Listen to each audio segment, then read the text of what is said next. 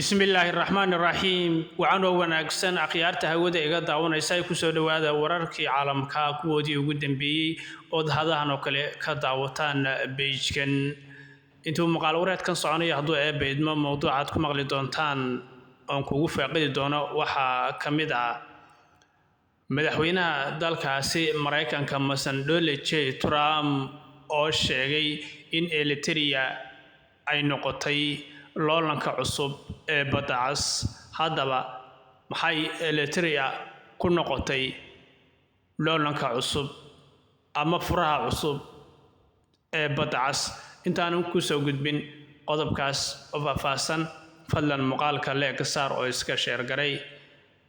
waa 25 bisha May 2026 qalwareedkaas oo faahfaahsan intaanan ku soo gudbin fadlan muuqaalka leeg saar sababtoo muuqaalka leegu wuxuu gaarsiinayaa meel aad u dheer ayaantan waxaan ka dareemayaa leeg saaxiibayaal inuu hoos u dhacsan yahay aad baad u mahadsantihiin hadda intaas garatay iyo haddii aad garataane aynu ku bilownay saaxiibayaal saad muuqaalka hordhihiisa ku maqlayseen madaxweynaha dalkaasi Mareykanka Donald J. Trump ayaa lagu warramayaa in uu diyaarinayo inuu yareeyo qaar ka mid ah cunaqabataynta saaran dalkaasi Eritrea talaabadan ayaa muujinaysa isbedel weyn oo ku yimid Washington sida ay u eegayso badda cas iyo geeska Afrika arrintan ayaa timid xilli ay sii kordhayso xiisadda ku xeeran marinbiyoodka Hormuz iyo weerarada ka dhacaya badda cas khatarta xuutiyiinta iyo maraakiibta ganacsiga dagaalka Suudaan iyo loolanka Ethiopia ee helitaanka bad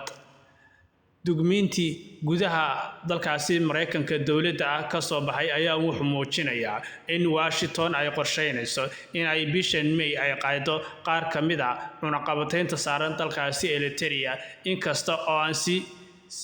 inkasta oo aan la sheegin taariikhda rasmiga ah ee cunaqabatayntaasi la fududeyn doono ama lagu dhawaaqi doono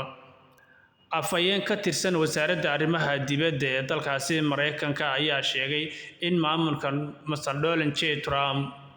uu doonayo in uu kor u qaado nabadda iyo barwaaqada geeska Afrika isla markaana uu rajaynayo in la xoojiyo xiriirka u dhexeeya Mareykanka iyo dalkaasi Eritrea dhanka kale sida uu qoray wargeyska The Wall Street Journal Mossad oo ah la taliyaha madaxweyne Donald J. Trump oo u qaabilsan arrimaha Carabta iyo Afrika ayaa ku dhawaaqay sanadkii hore in si qarsoodi ah magaalada Qaahira ee caasimadda dalkaasi Masar lagula kulmay madaxweynaha dalkaasi Eritrea Isaias Afwerki kaas oo looga hadlay fududeynta cunaqabataynta iyo furitaanka wadahadallo heer sare ah oo u dhaxeeya ama u bilowda dalkaasi Mareykanka iyo Eritrea sababta ugu weyn ee Eritrea ay tahay imika inay muhiim u noqotay ayaa ah halka juqraafiyadeed ee adduunka kaga taalo dalkaas wuxuu leeyahay xeeb u dhow badda cas iyo jasiirado ka kooban dhowr jasiiradood taasoo u gaarayo 1200 oo kiiloomitir oo ku teesan badda cas iyo jasiiradda Dahlag oo ka kooban 100 jasiiradood oo yaryar iyo 2 dekedood oo muhiim ah oo lagu kala magacaabo Massawa iyo Asab oo midda imika ay Ethiopia ay tahay inay u haydinayso imikan dekeda Asab ayaa si gaar ah u soo jiidatay indhaha wadaha caalamka alla awood leh wadaha caalamka nidaamka ay ugu dhowdahay marin biyoodka Baabul Mandal oo isku xira badda cas gacanka Carmeed iyo badweynta Hindiya marin biyoodkan ayaa ah meelaha ugu muhiimsan uguna xasaasisan ee ganacsiga caalamka u maro waxaana maraakiibta ugu muhiimsan ee shidaalka qaada iyo badeecada kala duwan kaasoo isku xira Yurub iyo Aasiya muddo dheer Eritrea waxay ahayd dal go'doosan madaxweyne Isaias Afwerki oo ah dalkaasi hogaamiya ayaa wuxuu yahay mid xisbi kaliya oo hanti wadaaga loo dhisay tan iyo markii ay xorowday ama xornimada ka qaadatay dalkaasi Ethiopia 1993 wuxuu dhisay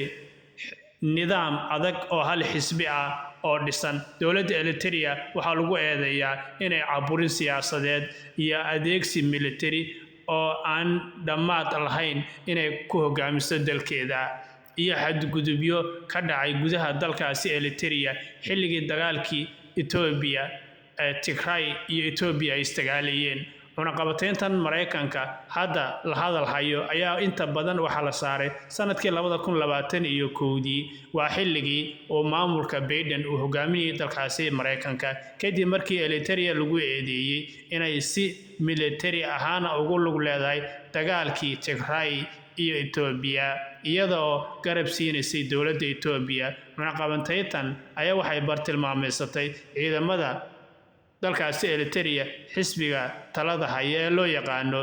BFDJ iyo saraakiil kale oo isla sanadkaasi la saaray cunaqabatayn aad u sareysa saaxiibayaal. waxyaalihii dambe ee ka soo cusbanaada daawadayaal sida ay Eritrea u noqotay mid muhiim ah muuqaalada kale ayaad ku daawan doontaa. fadlan muuqaalkan leega saar oo share garay oo u geecido baahan hadda intaas garato iyo haddaad garatiin aad baad u mahadsantiin. halka aad weli iga daawanaysaan waa page ka wariye waxaan aad baad u mahadsantiin. muuqaalka leega saar oo share garay nabad.